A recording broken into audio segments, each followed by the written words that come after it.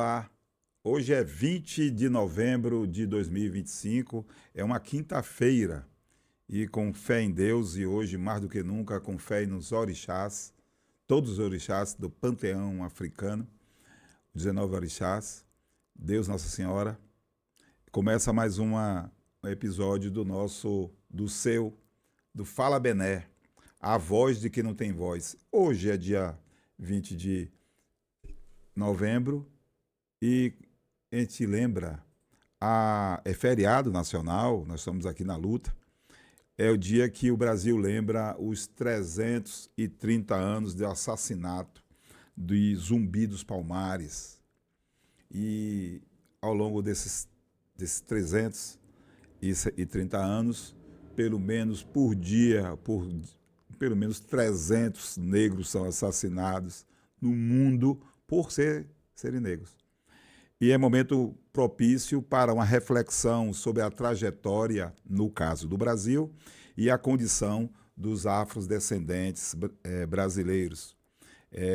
As pessoas, como um feriado, é o segundo feriado que nós temos, é o segundo ano desse dia, e nós temos uma reflexão, e o programa de hoje, o tema é justamente isso, o nosso tema é sobre consciência negra, é uma reflexão, o programa todo vai ser dedicado à reflexão, à cidadania, à dignidade e também a algumas indagações.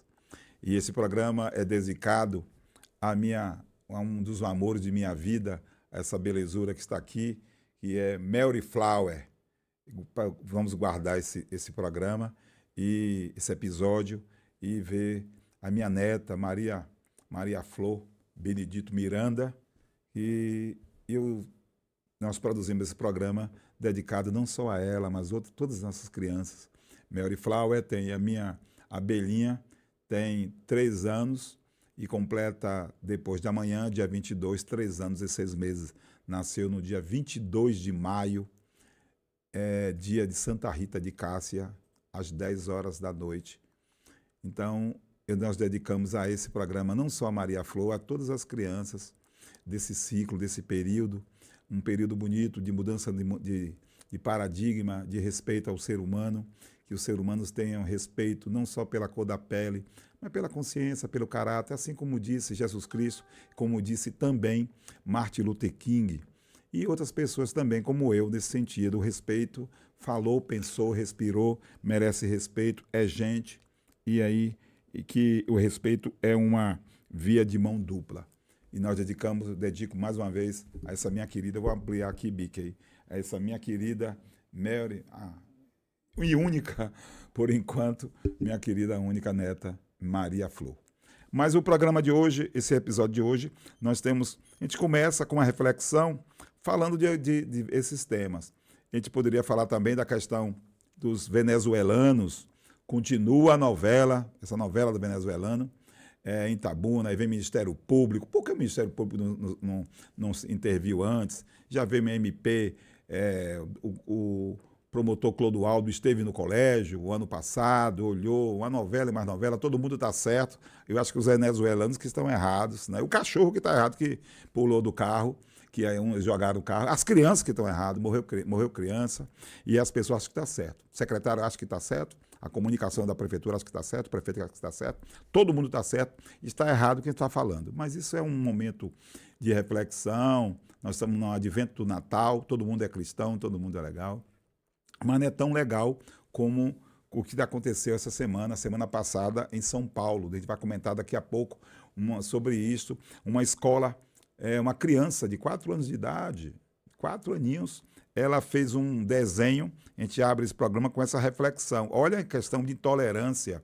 E na última terça-feira, o professor Rui Póvoas comentou aqui nesse podcast essa imagem que uma criança, uma escola municipal de ensino infantil, a escola Antônio Bento, em Guaxingui, na zona oeste de São Paulo, e aí o pai acionou a polícia porque a criança, uma das crianças de 4 anos de idade, parece ficção, parece filme de Netflix, o que nós estamos falando, acionou porque uma criança fez um desenho com orixá, Yansan, em século 21, 22, ou quase 23, ou não, alguém ainda está discutindo se que é demônio, que orixá é demônio. Olha a cabeça da ignorância, o que envolve a ignorância das pessoas, que o problema mexe com a intolerância e com o desrespeito.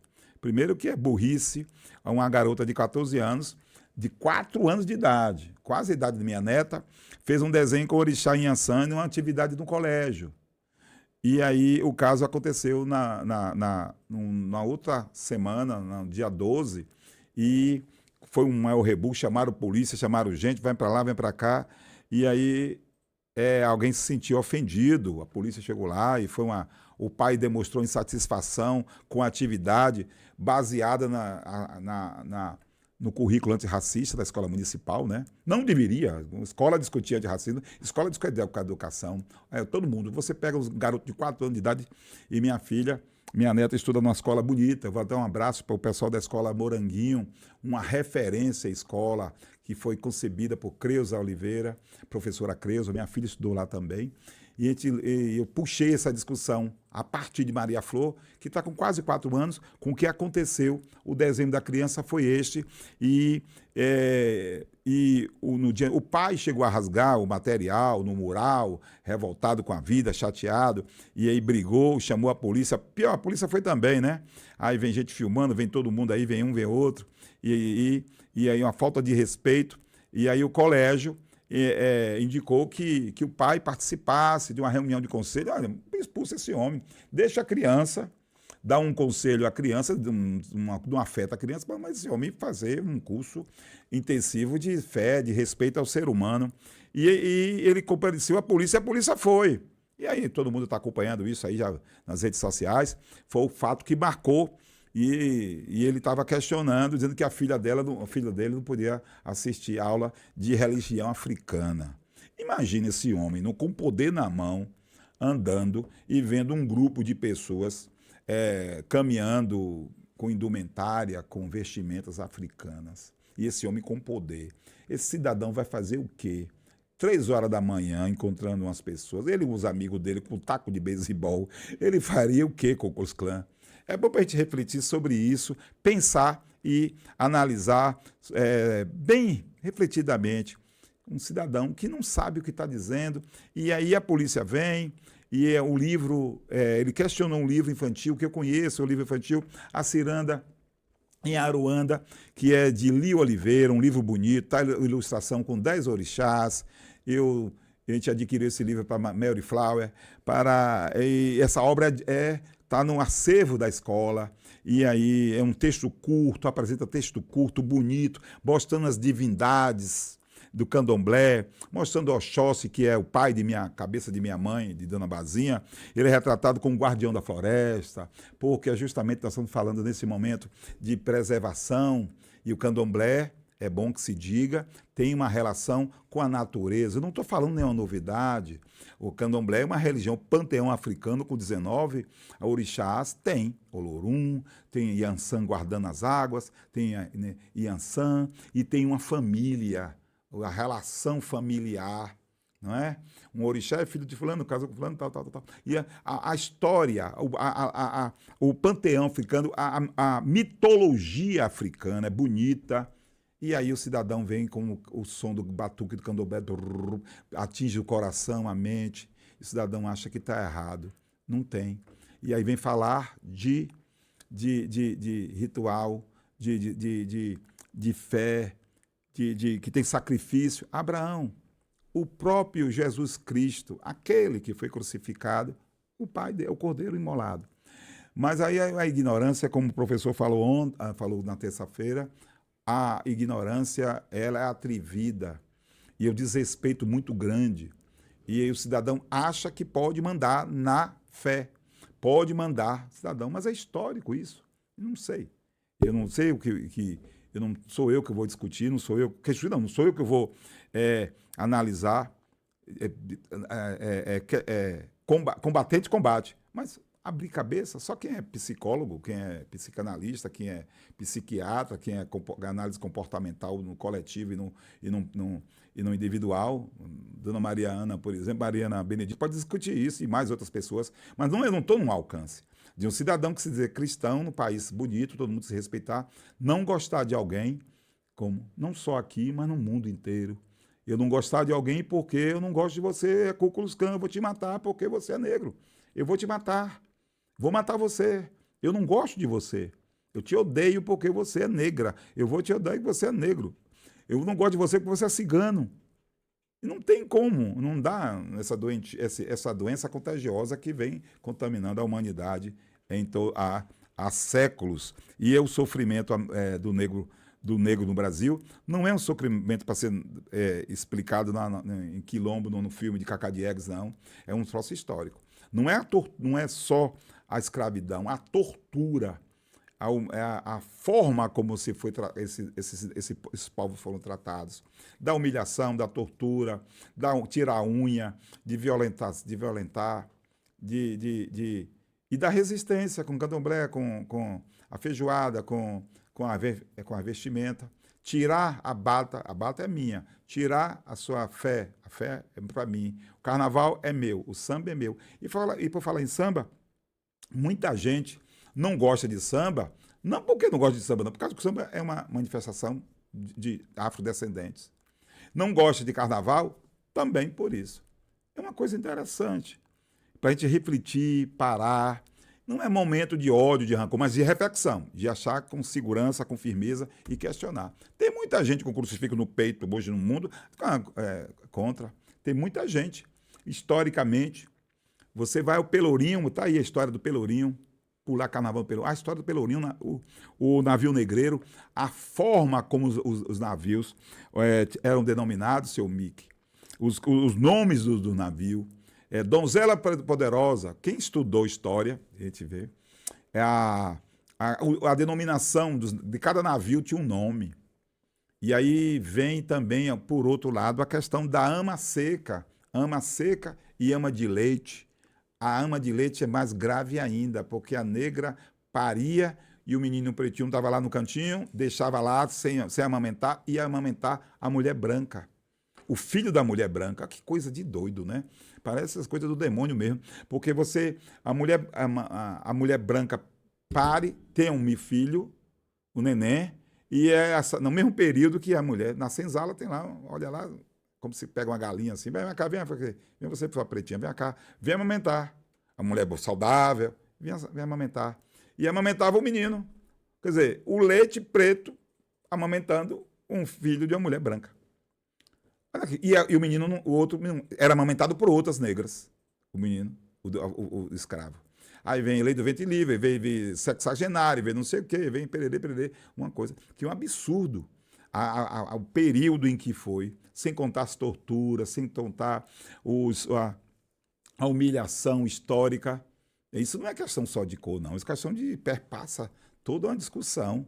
E aí um pelourinho, quem passa num pelourinho e fica...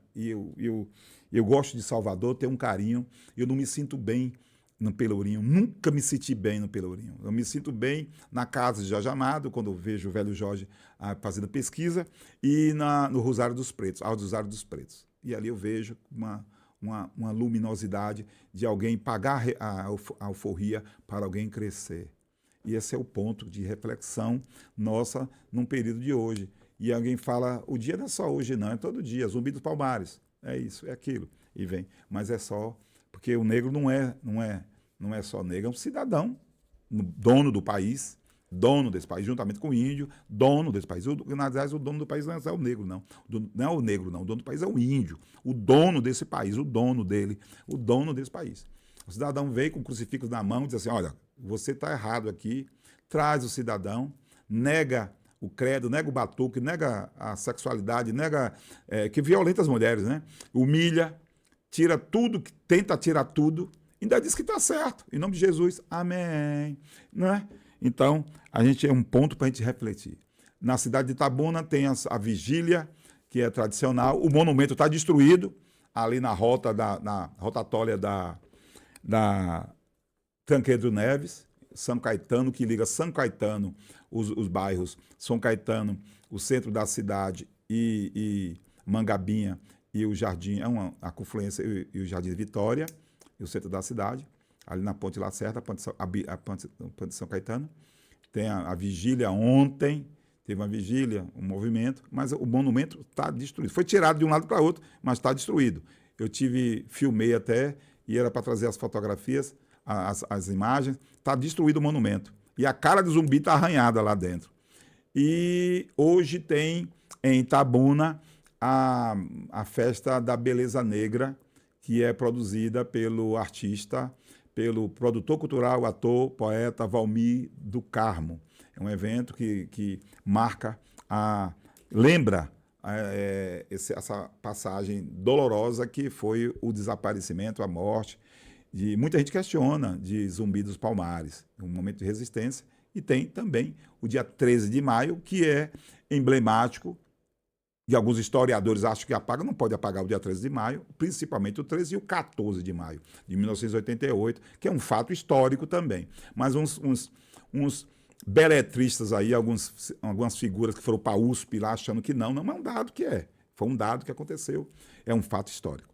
Mas em Itabuna tem esses dois pontos, Mickey. Mas nós recebemos um vídeo, o pessoal da Universidade Federal de Ouro Preto, em Minas Gerais.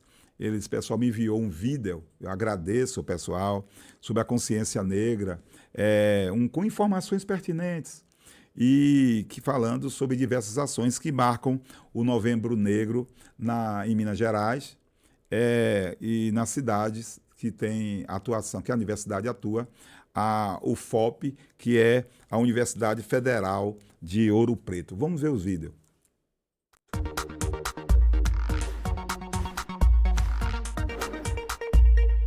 Olá! Desde 2011, 20 de novembro é oficialmente celebrado como Dia da Consciência Negra no Brasil. Em 2023, a data passou a ser feriado nacional, marcando a luta contra o racismo e a valorização da cultura afro-brasileira. Em entrevista à TV UFOP, o Kedson Guimarães, que é diretor de Igualdade Racial de Ouro Preto, destacou a importância dessa data. Acompanhe. A importância de termos um dia instituído, o Dia da Consciência Negra, ele fortalece a nossa caminhada em prol da equidade e da igualdade racial. E ainda um marco é que hoje ele é um feriado nacional, então isso fortalece a nossa caminhada nessa luta pela promoção e por políticas públicas voltadas para a promoção da igualdade racial. A data de comemoração do dia 20 de novembro, ela contribui de forma efetiva, fazendo lembrar toda a caminhada que a nossa ancestralidade fez para que possamos alcançar voos cada vez mais altos e várias portas que foram abertas através dessas lutas para que esse dia fosse constituído. E para marcar o Novembro Negro, diversas atividades vão ser realizadas na UFOP e também nas cidades em que a instituição está presente. Eu começo falando do Novembro Negro promovido pela universidade. O intuito é celebrar a pluralidade de saberes e conhecimentos produzidos por pessoas pretas e pardas na Federal de Ouro Preto. A programação segue até o dia 27 e conta com ações presenciais em Ouro Preto, como o cortejo pelo Centro Histórico, que será no dia 20 de novembro, saindo do anexo do Museu da Inconfidência. O evento irá contar com a participação de grupos tradicionais, congados e moçambiques. O Novembro Negro da UFOP também oferece atividades online, como o minicurso Racismo Ambiental, uma questão para a escola, que será no dia 25, das 2 da tarde às 6 da noite. No site da UFOP você confere a programação completa. A Prefeitura de Ouro Preto também preparou uma programação especial que já teve início e segue até o dia 27 de novembro. Rodas de conversa, oficinas, exposições e ações performáticas estão entre as atividades previstas. E vale destacar, no dia 27 deste mês, às 6h30 da noite, a Câmara Municipal vai celebrar os 20 anos da mudança do lema da bandeira da cidade. Na ocasião, um seminário irá debater o tema. No Instagram da Prefeitura você confere os detalhes. Ainda na cidade histórica, nos dias 22 e 23 deste mês, a CUFA, que é a Central Única das Favelas de Ouro Preto, irá promover a Semana da Favela, Novembro Negro 2025, em celebração ao mês da favela e à consciência negra. O evento é um encontro voltado à valorização das periferias, da cultura afro-brasileira e das múltiplas formas de resistência cultural. Ok, muito obrigado. O pessoal da universidade, eu tive um contato com o pessoal da universidade e aí o pessoal esteve aqui na cidade de Itabuna e aí manda sempre material e achei pertinente a gente falar sobre isso. Hoje é feriado e ontem na Universidade Estadual de Santa Cruz nós tivemos aí um evento, o Estado falando que vai estar fortalecendo parceria, participação territorial no PDI, que é o planejamento do Estado da Bahia. Teve o secretário de Planejamento, Cláudio Peixoto, o reitor da Universidade está aí a foto, reitor da Universidade Alessandro, representante de 5 territórios de identidade, Sul, Extremo Sul, e ontem, quarta-feira, foi a 6ª edição dos seminários de macro, o nome é bonito, seminários macro-territoriais do Plano de Desenvolvimento Integrado, é o PDI 2500, olha lá, lá vai passando, tem uma música do o Expresso 222, e essa reunião, eu espero que essas reuniões não sejam aquelas reuniões que o meu amigo diz que promove o que não foi feito, avalia o que não foi feito e programa o que não vai se fazer, mas isso aí é discussão, teve uma reunião muito, território Litoral Sul, Baixo Sul, Descobrimento, Extremo Sul e Vale do Jequitinhonha, e o pessoal participando nesse sentido para discutir aí, discutir, planejamento e discutir. Então, são pontos interessantes, meu querido. E na última quarta-feira eu também estive em o tema, volto no tema ainda, o tema da cidadania, a cidadania negra. Eu tive lá em Buerarema, convite, agradeço. Fui bem recepcionado pelo prefeito, fui recepcionado pelo prefeito Gel, todos os vereadores que participaram, o presidente da Câmara, funcionários do Legislativo. Teve uma manifestação com a presença de representantes dos povos africanos. Nós tivemos afrodescendentes, capoeira, juventude, teve secretariado, o Buerarema se reuniu, entrega de placas a vereadores, ao comandante da polícia lá. Nós tivemos também o vereador Roque, foi homenageado. Um abraço a todos os vereadores, todos os secretários, a comunidade de modo geral. Tive um momento de abraçar membros meus amigos do Terço dos Homens, criança participando, uma festa bonita. E depois teve a degustação de acarajé com abará, que é comida típica, e todo o axé, todo o pessoal lembrando,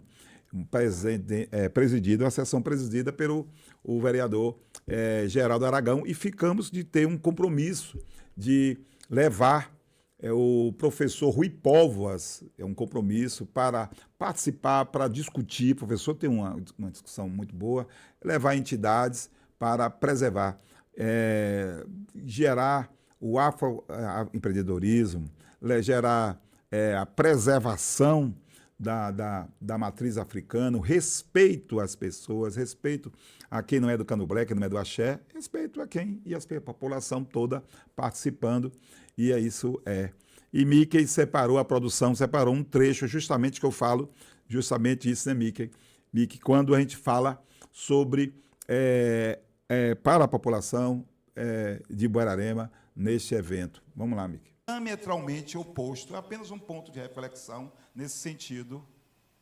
E é justamente a religião que mais sofre ao longo de séculos, de décadas, o candomblé, que tem uma relação muito bonita com a natureza, que é perseguido. Mas a pergunta maior que eu gostaria de fazer, para um ponto de reflexão, aos meus irmãos de matriz africana, aos meus irmãos evangélicos, aos meus irmãos que não creem em Deus, um direito. A pergunta é, por que o Brasil respeita ou respeitou historicamente os italianos que chegaram aqui? Por que o Brasil respeitou e respeita os alemães que chegaram aqui? Por que o Brasil respeitou o suíço, o sueco, mas não respeitou e não respeita o negro, o africano? Mas eu pergunto, o que é o negro africano? A África. Fala-se muito em África. Mas a África não é a África. A África é um continente. 54 países. Tem gente que não consegue se comunicar, eu gostaria de conhecer, e pretendo. Eu sou de Moçambique, busquei a minha origem, a minha família, a minha linhagem de Moçambique, conhecer meus primos, meus antepassados, meus ancestrais, até para ter uma convicção de quem eu sou. E a gente não respeita. Mas o problema é a escravidão, o problema é a cor, mas o índio também é desrespeitado, o índio não é preto. O cigano também não é preto e é discriminado. Mas por que esse comportamento de ódio? Alguns historiadores falam que isso surgiu a partir da guerra de secessão americana, a partir dos americanos. Quando os senhores de escravos, veio a escravidão dos Estados Unidos e dividiu americano contra americano, do norte e do sul. O Vento Levou mostra muito isso, o filme. E alguém começou a discutir. Até então, segundo alguns historiadores, o negro não era negro. Entenda, o negro era escravo com força. Inclusive, na África, as brigas tribais geravam a força, né? Não a cor. Foi já a partir daí que vem a questão da cor. Mas aí tudo bem, aparentemente. Escravidão sempre existiu. Se nós pegarmos a Babilônia,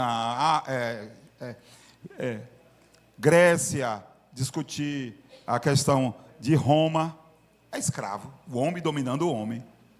Mas por que esse tanto ódio? O cativeiro da Babilônia durou 200 anos. A escravidão no Brasil, o Brasil foi o primeiro país a escravizar e a abolir a escravatura. O mais longo. Mas o problema da escravidão em si, tudo... É isso aí. Olha, é um ponto de reflexão. E aí, algumas imagens. Porque a situação do negro do Brasil, hoje, ainda é marcada por desigualdade. A gente está falando mesmismo, está chovendo no molhado, né? E aí alguém surgiu agora com racismo estrutural, a violência, apesar da população brasileira ser a maioria no país. E dados mostram que pessoas negras enfrentam maior pobreza. Isso desde 1900, de Rede Globo está mostrando isso, né, de agora. Desde que o PT não tinha PT. Índice de desemprego, informalidade são os mais altos. Nós temos também, e são proporcionalmente vítima, olha que coisa, de homicídio, principalmente com jovem com tiro na cabeça ou na nuca. Nós temos, apesar de políticas de cotas, nós temos também de ações chamadas ações afirmativas, que alguns acham que trouxeram alguns avanços, a discriminação e a violência persistem em diversas áreas. Como no mercado de trabalho, a gente não vê ascensão. E aí essa desigualdade, ela não é latente, ela é evidente. Nós temos a questão, ponto. Primeiro, se a gente for discutir a questão da igualdade, da desigualdade socioeconômica, primeiro ponto, qual é? Pobreza. A questão da população negra representa a maior parte das pessoas em situação de pobreza. E aí tem o plus, né? A pobreza adjetivada. Pobreza extrema. Né? Pobreza é pobreza. E a maioria desempregados. 2, a informalidade. Nós temos mulheres negras, em particular, ela tem altas taxas de informalidade no mercado de trabalho.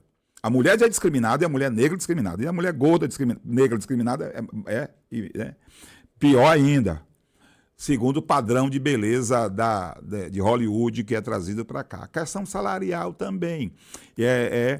Há uma disparidade muito grande em a questão salarial, significativa, uma disparidade em comparação à população branca. A gente só não vê isso no serviço público federal, porque tem um edital, né? Tem o cidadão que entra no concurso público, escriturário, contador, jornalista, é o mesmo salário de branco, preto, coisa boa. Mas a ascensão no serviço público é outra novela, é a novela das 9, que tem que tomar um remédio. O acesso aos serviços, pessoas negras também têm menos acesso à coleta de lixo, porque são pobres. E aí acesso à água encanada, esgoto.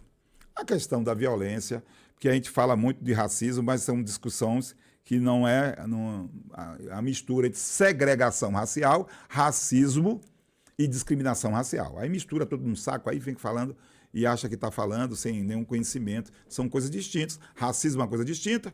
Adolf Hitler, segregação é outra coisa.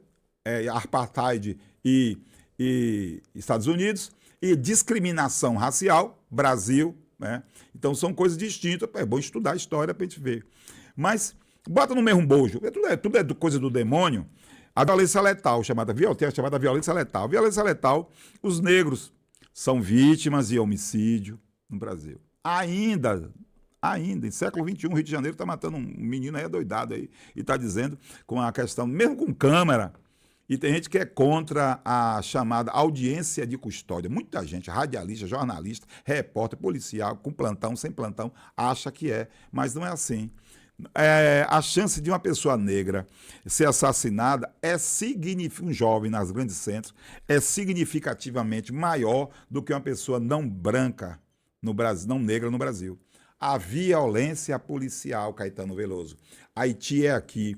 O negro policial e o policial quase negro mata o negro e mata o quase negro. Haiti é aqui. É a música de Caetano Veloso. E o aumento da violência contribui para o encarceramento crescente da população negra. Lógico, se a população negra troca tiro com a polícia, é ladrão, batedor de carteira, você não vê uma blitz num shopping center, você não vê uma blitz numa festa de São João, uma festa de São José, aquelas festas bonitas de camisa que reúne um bocado de gente, a gente não vê blitz ali. Depois não vê blitz numa blitz, boa blitz no Rock in Rio, não vê. Você não vê blitz na porta do Congresso Nacional, a gente não vê, não tem blitz não, porque não pode, porque não é. E essa discussão, esse tema que eu questiono muito também é o racismo institucional. Racismo institucional seria a discriminação, a discriminação, nesse caso, se manifesta em diversos setores. Vai desde a mídia, o meio de comunicação, e hoje a Rede Globo Televisão está vindo com 50% de brancos, negro está aplaudindo. Banco Santander, diz, olha, negro tem dinheiro. O Sebrae, negro existe. Banco Itaú, negro tem. Petrobras, negro tem. Tem o Itaú fazendo propaganda com o Seu Jorge, que foi do menino de rua, porque tem dinheiro para ver se melhora, né, a imagem. E você tem idoso preto, idoso pobre, o idoso branco, o idoso preto, tem dinheiro, então vamos buscar idoso, porque é dinheiro, é questão mercadológica, né? A escola também, aí cria assim, a escola militar, escola é escola, e aí fica eu ia dizer uma expressão aqui grosseira, uns idiotas achando que colégio militar. Escola é escola militar, para dizer que vai disciplinar. Como na escola militar não tivesse droga. Blinda o garoto, não tem, ele é blindado aqui, ou o vírus do Ipiranga, as margens plácidas, quando sai da escola, tá a droga na rua. Que coisa mais imbecil. São os beletristas, os poetas, os parnasianos em relação a uma coisa. O ambiente de trabalho também é hostil a essa questão da parcela da população. Chefe negro, mas poucos têm. Então, basicamente, a gente tem essa análise para a gente ter não só esse aspecto, que é uma questão muito preocupante, mas tem outras questões que dizem respeito à imagem que Miki mostrou há poucos instantes. Nós precisamos entender uma imagem que não é normal, essa imagem. Em qualquer tempo não é normal. Em qualquer momento da história da humanidade, isso não é normal. Não tem como... E mesmo no museu, a gente vai no museu para que tenha a questão que mostra o passado, a tortura não tem. A tortura não é uma coisa. E a figura mais lembrada, mais venerada, mais santificada que pisou na face da terra, ela foi torturada. Estudos mostram que Jesus Cristo suportou a dor de 100 homens, segundo os cientistas. Humilhação, cuspe na cara, cusparada na cara, quebraram o braço dele, lançaram no coração, humilharam, dá um trajeto, cai a primeira vez, cai a segunda, cai a terceira, cai 3 vezes, e alguém está humilhando. Um exemplo. Então, o ser humano a gente tem que ver, recebe um mundo tão bonito, tão maravilhoso, né? Louis Armstrong, e faz o que faz. Mas os afrodescendentes é bom refletir, são cidadãos e devem agir como cidadão. Aí a reflexão nossa agora, cidadão é cidadão e deve ser visto como tal. O negro brasileiro não é um ser inferior nem ser superior. Alguém, wonderful, é belo ser negro. Não existe belo nem desbelo. Né? Um negro é negro. Belo é o cara da televisão, da novela. O negro é um cidadão que merece respeito e pronto. É como o policial. O policial é um herói. Não, um policial é um servidor público. Não, que garante, dá a vida. Não, é um cidadão normal. Essa que deve ser.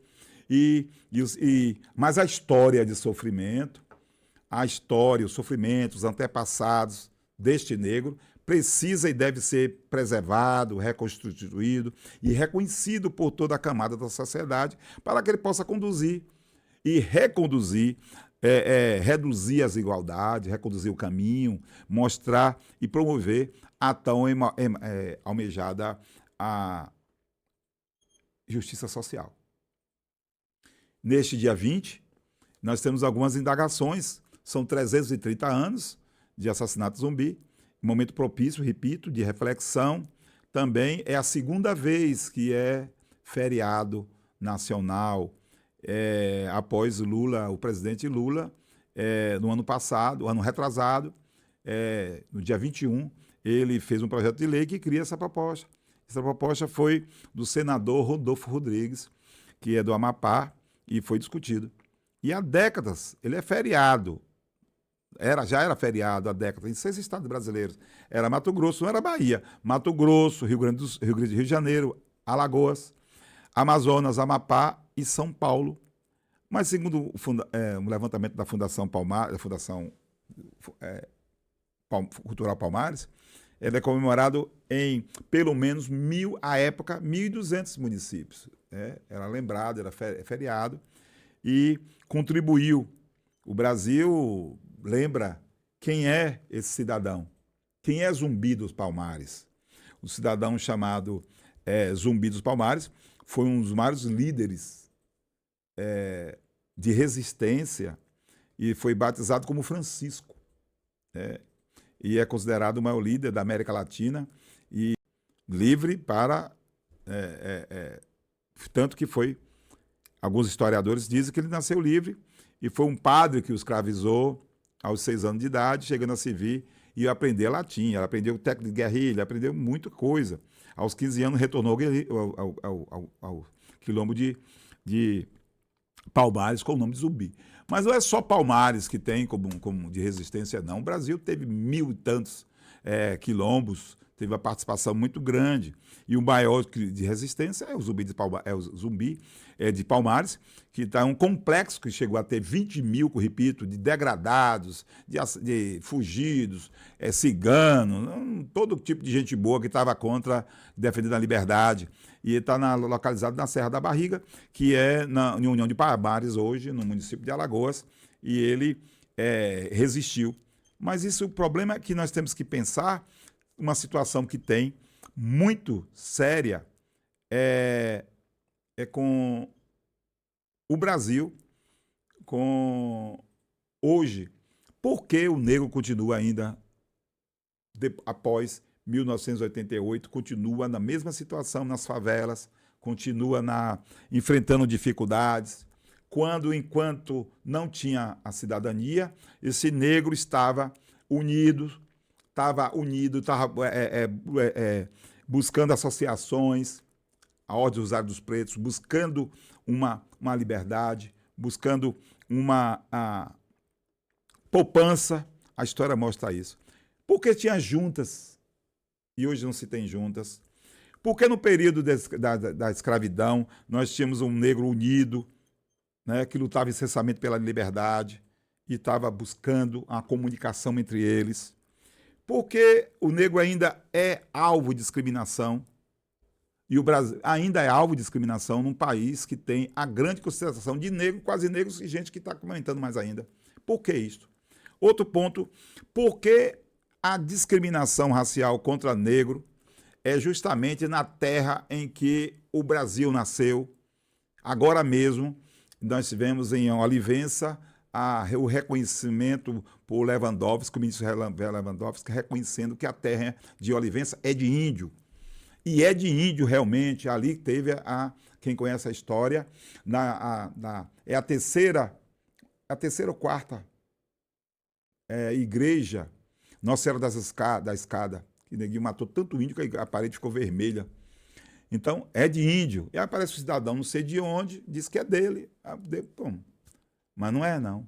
E aí, essa é a pergunta: por que a discriminação racial é grande na Bahia, por exemplo?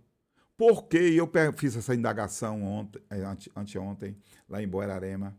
Por que o italiano foi bem recebido no Brasil, o japonês aqui em Una foi recebido, colônia, espanhóis, e o negro não é recebido?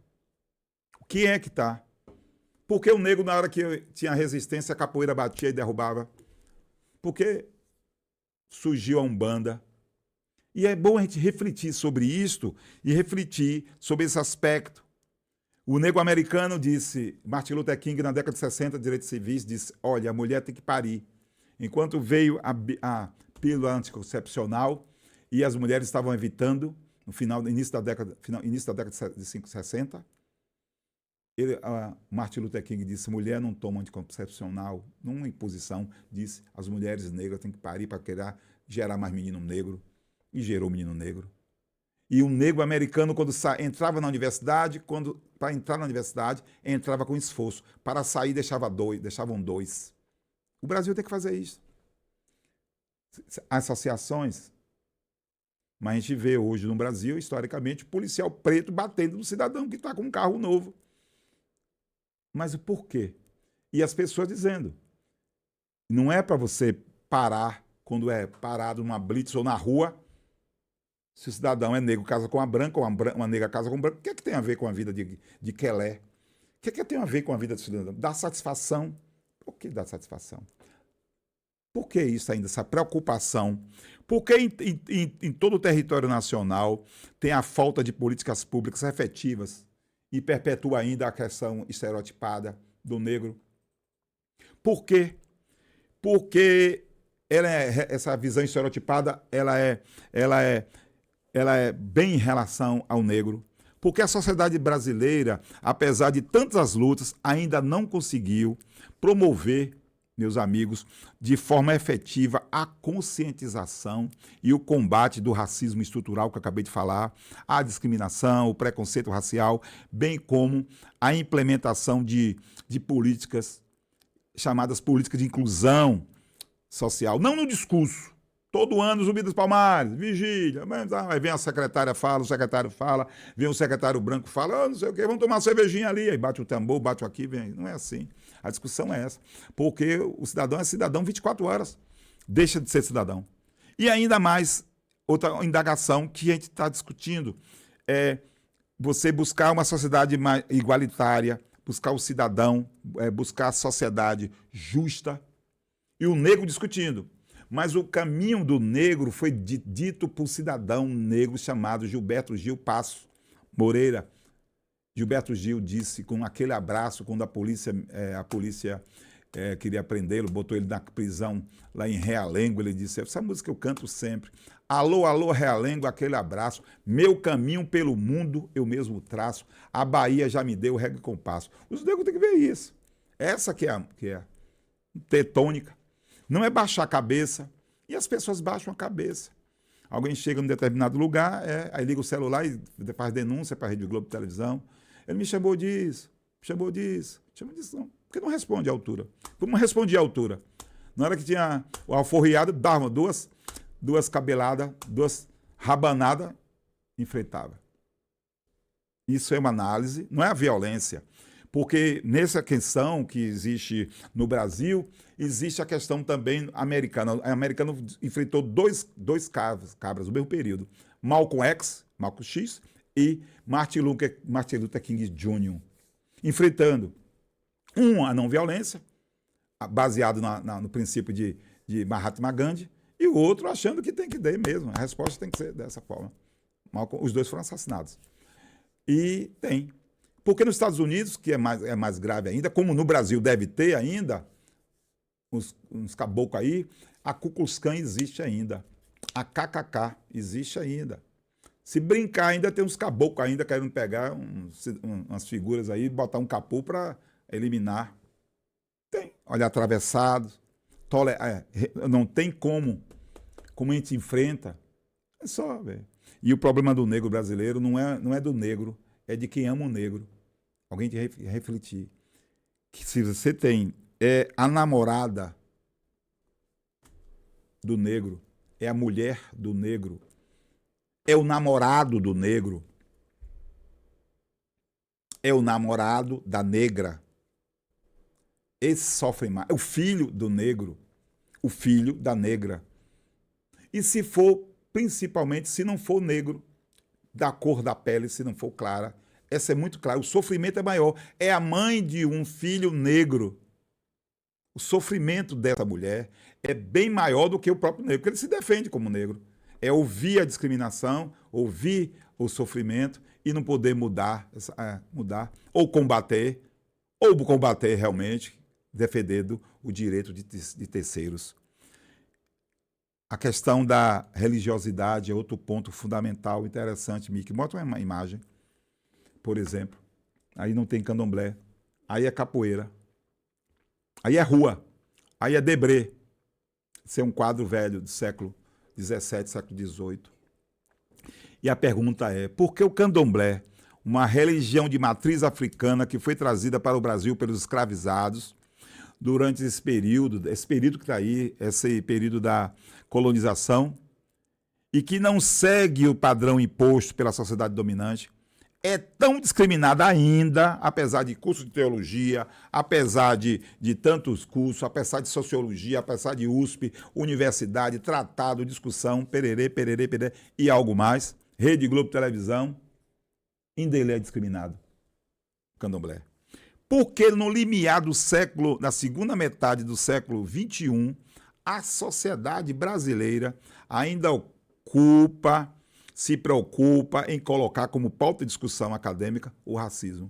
Se nós estamos discutindo racismo estrutural ou não, é porque ele existe. Porque é um problema histórico enraizado e que se manifesta de diversas maneiras, como a discriminação no mercado de trabalho, como já falei, o acesso ilimitado à educação, à saúde. E por que a maioria absoluta do negro brasileiro vive em situação de pobreza? Porque, apesar do avanço legais e de políticos para se combater a desigualdade, ainda há uma lacuna de políticas públicas no Brasil, porque ativistas e educadores, militantes e pesquisadores, líderes de movimentos sociais, equetais, professores, jornalistas, pais de alunos, parlamentares, estudantes e políticos de campo progressista não se organizam, esse povo que eu falei, e eles unidos não constroem uma frente ampla nacional com o objetivo de sensibilizar a sociedade, de pressionar governo. O PT fez o Partido dos Trabalhadores no início da década de 80. E eu questionei até, Partido dos Trabalhadores. Não é um partido de negros, não. Partido de uma causa, de respeito. Porque o americano, quando sentiu na Guerra de Secessão que a coisa estava feia, mandou o general Custer, nesse período aí, não estou associando, falando general Custer.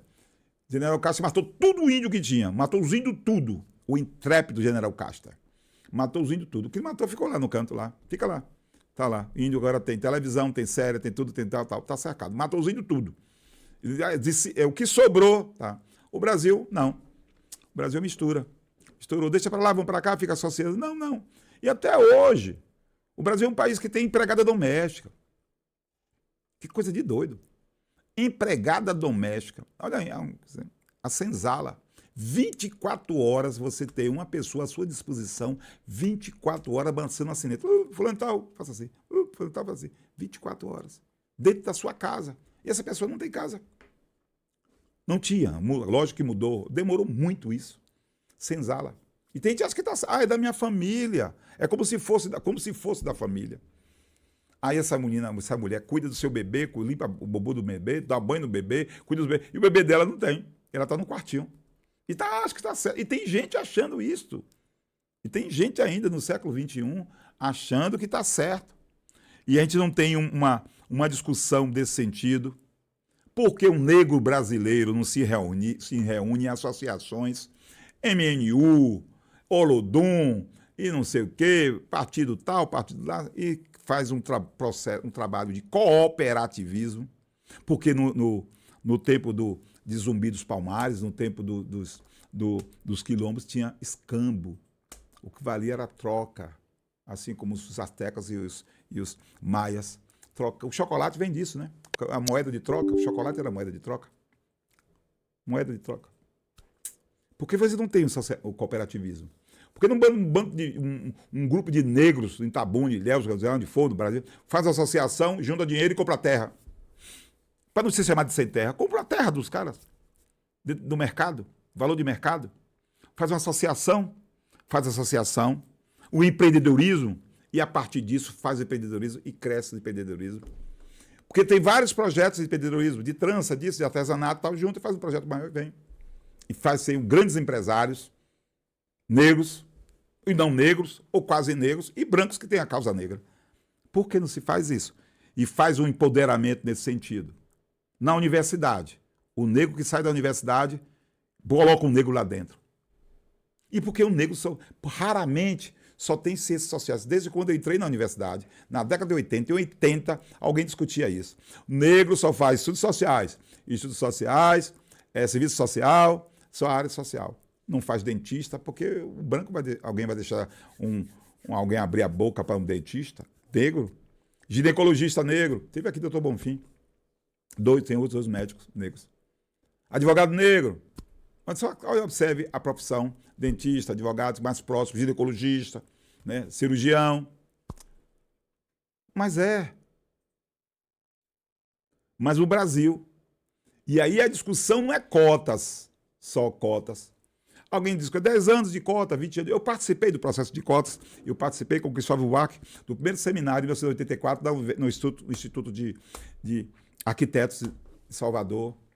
O negro, o movimento PT, tal, vem a turma, Fernando Conceição também, hoje é professor da USP, jornalista, uma turma. E eu questionei pontualmente. Eu participei do movimento, da criação do movimento negro unificado em Salvador, no final da década de 70. Do Zanzibar, eu gostei muito, criamos o Zanzibar, o Bloco Zanzibar. E o movimento negro unificado. E eu questionei alguns pontos, cheguei a um ponto de dizer que eu era do movimento negro avulso. Eu sou do movimento negro avulso. E, lógico, que não fui bem visto pelo movimento do momento. Mas a questão é por quê? A gente não discute dentro da universidade. Eu fui um dos poucos alunos negros no curso em 70. No curso de Estudos Sociais da UESC tinha 2 negros. Eu e Cezinha. Professor César de Ilhéus. Estudos Sociais. Depois mudou para Geografia e História. Jornalismo também. Eu entrei pela porta da frente do jornalismo. E aí, sem pedir licença, a Itabuna, entrei aos 16 anos como repórter policial do Diário Itabuna. Com 16 anos, em 75. Em 77, eu estava em Salvador como repórter do Jornal da Bahia, de João Falcão, segundo jornal, carteira assinada. Mas isso é a discussão que a gente busca para fortalecer uma causa. Você ter negros que defende a mesma causa de negros, mas não como uma elite da USP, como uma elite, não, que não se discute só durante de caju em caju, né, como se fazia no período de Jorge Amado. Eu li 8 vezes um romance bonito do Tenda dos Milagres. Aureliano Leal está aí, matador de gente aí. E o negro fazia como se fez no apartheid. No caso do apartheid, era uma alegria, entre aspas, a morte de alguém para sair no enterro na África de Desmond Tutu e de Mandela. No Brasil, esperava o negro o carnaval para sair com a foché e a polícia baixava o cacete. Hoje tem branco, tem alemão, tem dançando capoeira, mas tem que dançar capoeira na escola, dizendo que é mesmo patrimônio. Mas tem que ser mesmo disseminado. E por que a gente não faz esse trabalho? Porque não se tem uma discussão bem mais ampla. Essa é a nossa... As organizações, partidos, PT, Partido dos Trabalhadores, PCdoB, discutir em massa mesmo, colocar como ponto. Quantos negros tem no PT, sabe, do Partido dos Trabalhadores? Quantas negras estão no Partido dos Trabalhadores?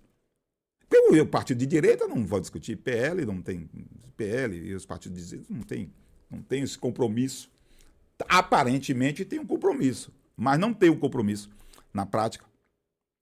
Porque até o momento foi colocado em prática um projeto de eficiência que capacitar docente, de colocar a lei 10.639 de 2013, que fala da história da cultura da África. Aí tem resistência. Se tivesse no Brasil uma política bem nesse sentido, não aconteceria o que aconteceu no dia 12, semana passada, com a questão do orixá.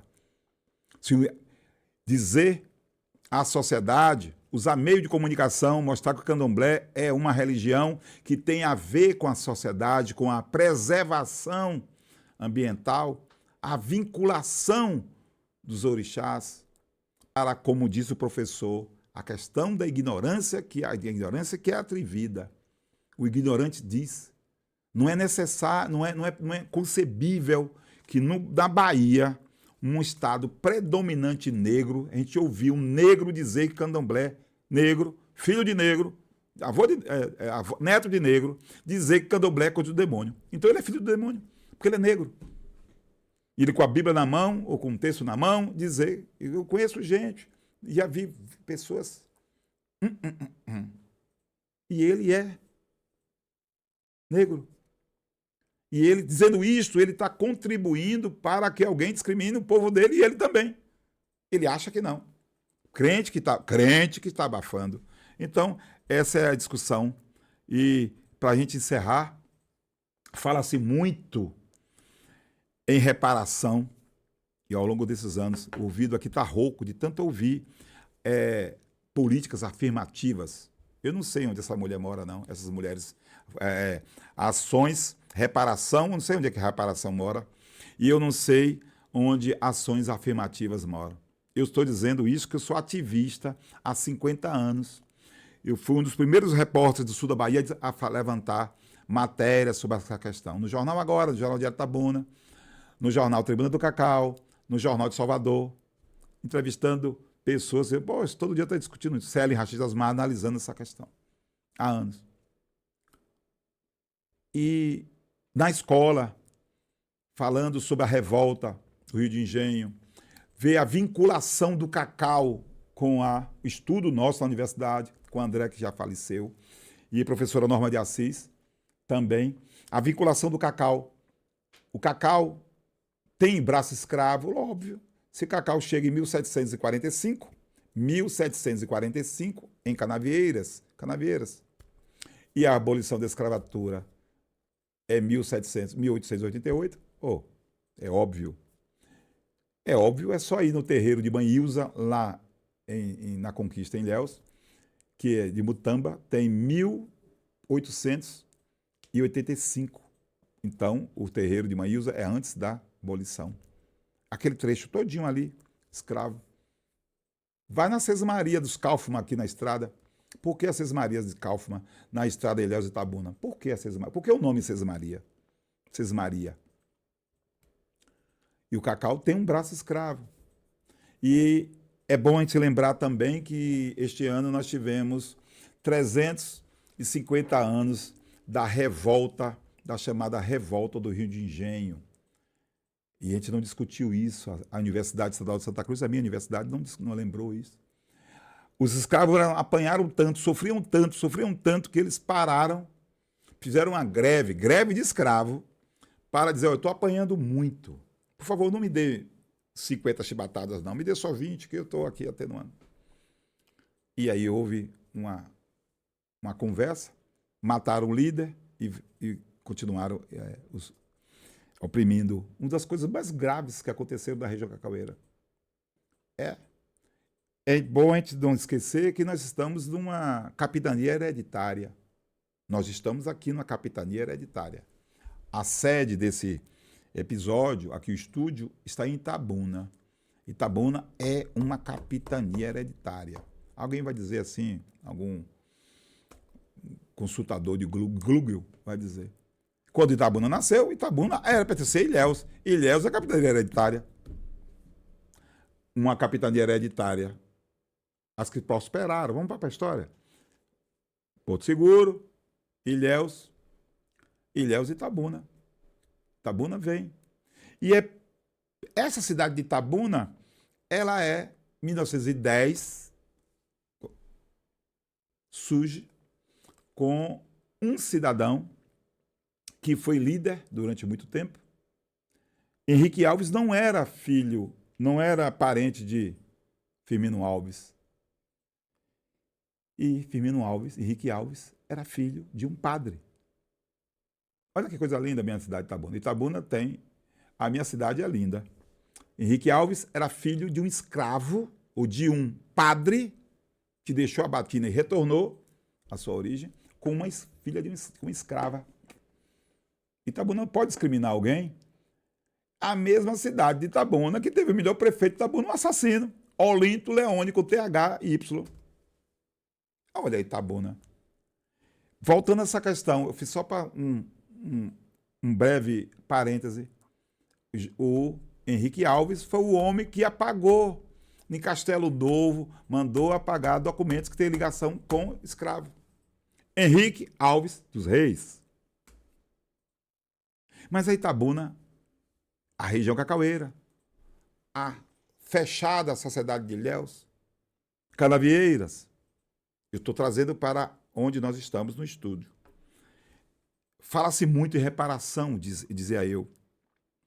Se a exclusão ela é cotidiana, a luta também deve ser cotidiana. A luta pela inclusão. Durante essa semana, que está terminando agora, nós tivemos aqui diversas palestras no Brasil, cursos, seminários, encontros, fogueiros, capoeira. Mas entendemos que o discurso não pode só o discurso, tem que ser na prática. E eu digo sempre, um cidadão chamado Antônio Gramsci, é esse mesmo. É a prática que tem que se mover o mundo. E o discurso deve se tornar prática mesmo. Espero que a gente comece a lutar e faça um mundo melhor para Maria Flor e outras Marias Flores, diariamente, recriando como cidadão na prática, dizendo, não na teoria, reconstruir, resgatar e para a gente contar uma outra história. E, em síntese, a gente espera que o dia 20 de novembro não deva ser apenas um dia de caju em caju, porque as questões dos nossos problemas de pretos ou não pretos, pardos ou não pardos, ou simpatizantes, e no geral de todo ser humano, é uma luta constante diuturna.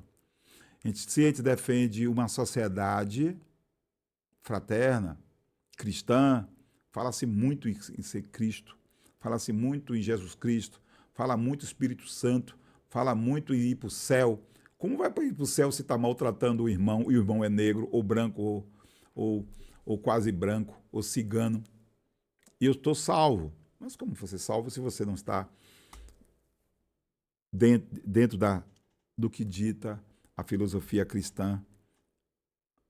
Os afrodescendentes, meus amigos, são cidadãos. E ele deve agir como tal. Não são seres, repito, como disse no início, não são seres superiores nem inferiores.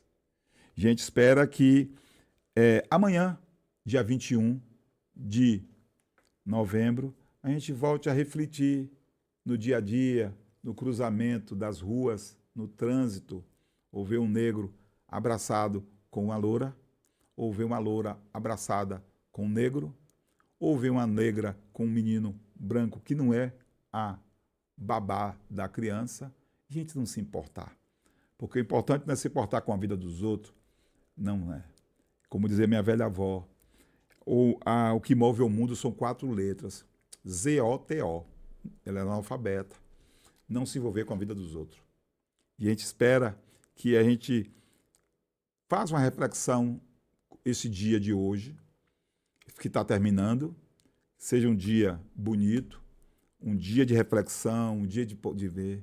E não só Zumbi dos Palmares, Cangazumba, ou Maria Filipa, ou outros, Luiz Gama, ou outros. Em Itabuna tem pessoas que lutaram, não como lutaram porque é a causa negra, lutaram porque são cidadão. Não existe herói, todos são heróis. Heróis é o cidadão que recebe, o negro que morreu no Rio de Janeiro, que não era vítima, que a imprensa diz, que a polícia diz, que alguém diz, o governador diz. O cidadão que sofreu, que foi vítima de violência policial e violência empresarial, violência tal. É uma mãe que está chorando hoje porque o filho está viciado em droga, que não deveria estar viciado em droga. Todos eles. Esperamos que essa mensagem quase messiânica chegue no coração das pessoas e que a gente contribua, Mickey. Terminando? Estamos terminando? Então, um abraço a todos e que Mary Flower veja esse programa, esse episódio que foi feito com carinho, foi feito especial para discutir isso.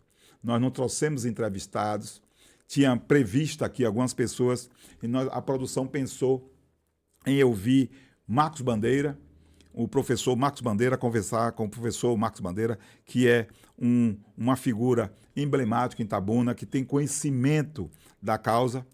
A gente contactou inicialmente com Kleber Torres, jornalista, repórter, um grande repórter, meu colega, redator, escritor, blogueiro e apresentador da TVI. Erivaldo Oliveira, de Salvador, a gente ia buscar um contato com Erivaldo Oliveira, professor universitário e ex-ativista social e ex-presidente da Fundação Palmares, meu amigo.